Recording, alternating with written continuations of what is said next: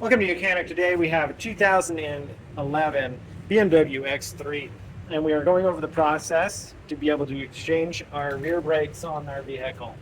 So this has an electronic parking brake system, and so you need to be able to either use a scanner to electronically release these brakes, and or you can use a manual method to be able to back these up. But to do it with the scanner, that way you do both actuations of the motors. So to start with, you'll need a scanner. We got the Mechanic scanner here, the UCAN-2, hooked up to the vehicle. And with that, we are now able to do the diagnostic here. Okay, so we have the ignition's on, vehicle not running, and we need to go through the maintenance function. Sometimes you can get it through a diagnostic, but this model, we have to go through the maintenance side. And then we're going to select, we've got this whole list of things for maintenance. We're going to select the electronic parking brake. Then we'll select the BMW, because that's what the vehicle is. We're going to hit Smart VIN. And that's going to communicate with the vehicle. It came back with our VIN number, so that's good. And then we hit yes. And now it does a communication where it turns the ignition off, and then it turns it back on and cycles through, and it's going to populate some information here in a minute. All right, so we've now populated the information where we're at, and we're going to go in, instead of diagnostics, we're going to go into special function, because that's what we need to be able to put the brakes into service mode. And we have the startup, and we have the workshop mode. We're going to go into workshop mode. It's going to communicate with that unit. We have communication success. Then we hit OK. It's telling us what the service mode will do. That is, put your brakes into the mode where you can work on it. Then we have options here, number 1, 2, and 3. And so we have number 1, and that is the option we select to be able to put our brakes into service mode. And then we're going to hit yes. I'm going to hit yes. And then this, we hit this button, and we're going to hear the motors retracting. So that is the motor inside here retracting, so that we can push that caliper piston backwards to do the work on our vehicle. So then you would go ahead and change out your brakes. So now that it's all being done, we can go ahead and just unhook the electrical connector to the brake system. We set that aside. That just gives us some extra space so that when we undo the 2 bolts here for the carrier, with the caliper bracket that bolts to the carrier, it gives us that freedom to be able to undo this. So we need a 13mm wrench to be able to loosen these. And now they do spin a little bit. There is a thread lock on them, and so you'll need a narrow wrench or a small pair of needle nose pliers. You can get in there to undo the remainder of this bolt.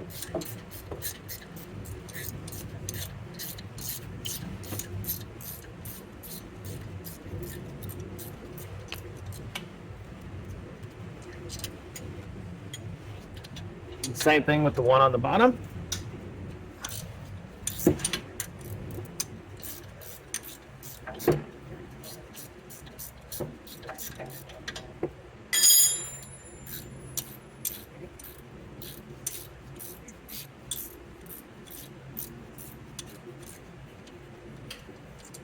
Right, so we have those removed, and we'll be able to back out our whole bracket here, which we do have a little bit of the pressure on it there from the caliper piston. Now rotate this up here. Of course, we're taking care not to put a lot of stress on that thing there, the brake line itself. So as it sits up here, we need to press this back. And one thing that I've note is if you got the 3 hash marks, you need to actuate this motor back and then be able to press back. If you got just the 2, that's when you use the tool that you spin them backwards and press and spin at the same time. But we've done the actuation where this unit has been pushed back via the electric function, and now we just need to push this piston backwards. Using any type of piston pusher, because we have a nice flat face on here, we don't need anything special. A lot of times if it's not a flat face, I'll use the old brake pad inside there as I push it back. So this is going to push back, and it should push back fairly easily. There we go. And then once you literally get any resistance, that is as far as it needs to go back. So we're going to sit that up in there. If you got a strap or something, just to maybe hold it up in there better so that it doesn't slip and fall and then cause some other issues. So now we can take our brake pads off.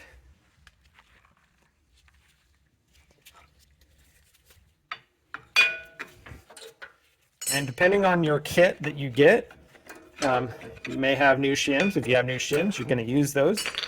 We do not have new shims because the kit that we have didn't come with those. So we're going to reuse these. I'm only popping them off so that we can clean out any of the dirt and debris that would be under them, so that when we put on the new brake pads, we get a good clean movement for our brakes to work and function properly. All right, so we're going to go over we're going to remove the brake rotor for replacement if you're replacing the brake rotor. This brake rotor is actually fairly good. We're not going to actually replace this rotor, but I'm going to show you how you can do it. Now, a lot of times you just undo these two bolts on the back. You can remove your carrier. This one, we have enough space to be able to just loosen and remove the little set screw that holds it on here, and we can get this rotor removed.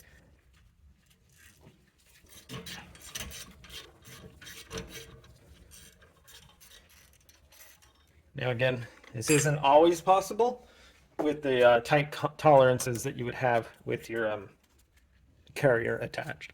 But with this one, and depending on how much force you need to use to get your rotor to be released, but then if you do, this is able to just basically pull out. We've got a little bit of the hub holding on the back here, but you're able to get it out here with no real problem. Otherwise, if it doesn't work that way, just undo these two bolts here, which are 16 millimeter, loosen them, remove it, and then remove the whole there.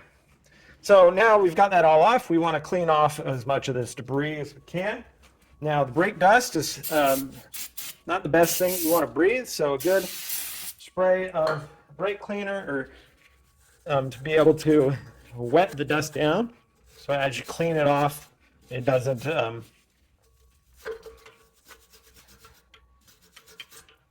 go up into the air where you breathe it.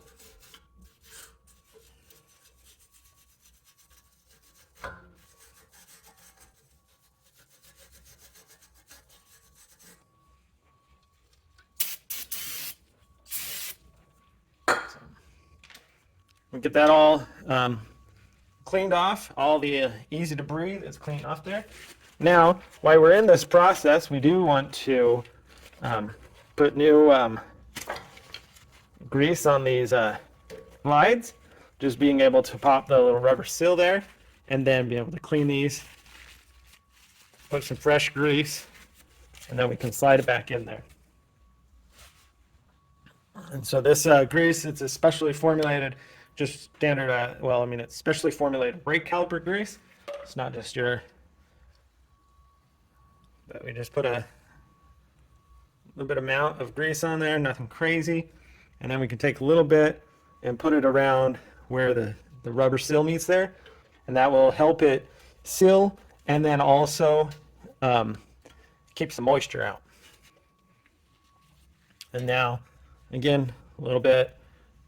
It's always good to put on that metal there so that when it seals around there, it gives you a good moisture barrier to keep the moisture out. Okay, so we have that positioned and ready. We can now go ahead and get our rotor, slide it in there, and then because we still have our bolt that works pretty good, we're going to go ahead and reinstall the holding bolt. Like if you don't have this bolt or if you had to drill it out, it's not a big issue. You do not need it. It's really just there for the assembly. And you can just put a lug nut in here, hold this in while you put everything else together. So now we'll put the shims on because we use the ones that we have.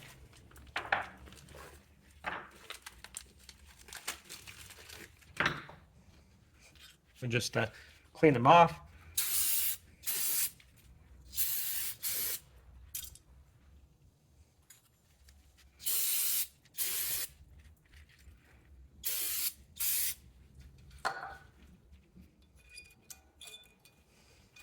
Being able to line them up, snap them down into place. Same thing with the ones on the top.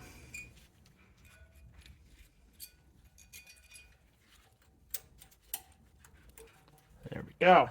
So now, next thing is we have our brake pads, and you're going to see the brake pads. They are a little bit different. So the exterior one is just got the pad like this, where the interior one has kind of a full round here, so that when the caliper piston pushes on it, it pushes on this.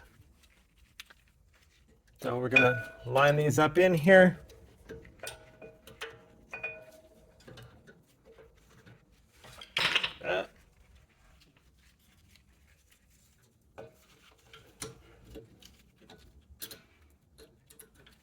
There we go. And then this one.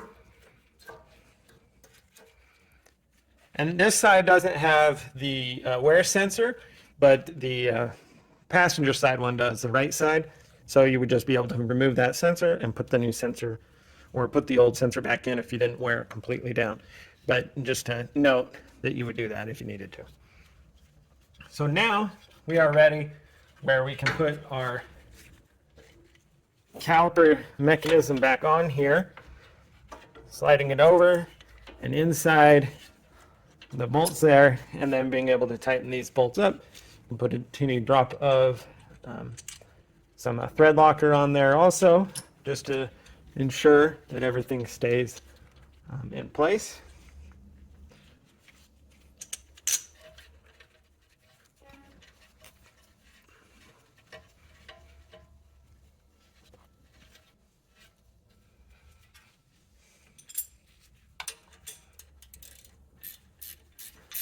And then being able to tighten this up, and we may need to use our interior wrench, small narrow wrench or needle nose pliers, to hold that while we tighten it.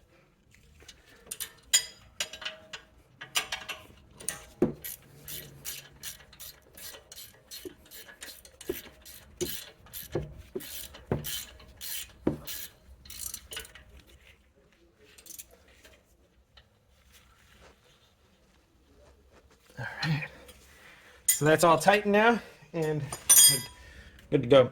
So we want to make sure that we hook our electric connection back up and repeat the same process for the other.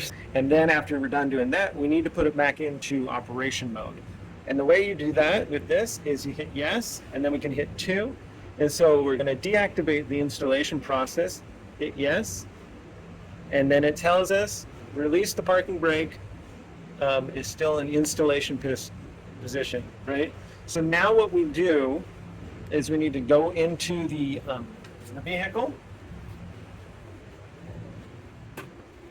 and just the standard button here to put the parking brake on. You're going to pull that to put the parking brake on. And as you do that, you'll hear these motors are winding, and they are bringing it to the stop point, and it does put the parking brake on, and then you release it, parking brake a couple times with that switch to make sure that everything is set where it needs to be. And then this caliper slash piston in here sets to the maximum allowance to allow it to release, so that your brake system works properly. And then we're done doing all that, and we can go. So we have our scanner here. We're going to select option 3, and that's saying that we have done the service of our brake system, and we're good there. And then the last thing you will definitely need to do, either before you put the tire back on or after you put the tire on, you need to release your brakes back into service, and that's fairly easy. So follow the prompts on your your scanner if you used it. But pretty much all you do is just activate the parking brake to be turned on.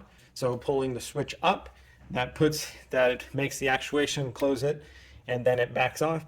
And so then pull that parking brake to put it on back into service, and then release it, put it back on, release it a couple times, and then that way it gets everything lined up where it needs to be. Thanks for watching Mechanic, where you can be the mechanic.